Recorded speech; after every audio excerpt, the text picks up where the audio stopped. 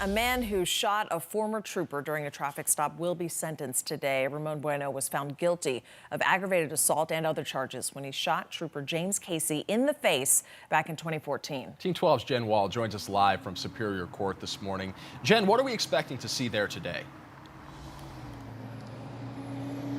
Yeah, good morning to you guys. Trooper James Casey survived that shooting and had to undergo 17 surgeries. Now, he has since recovered and retired from the force.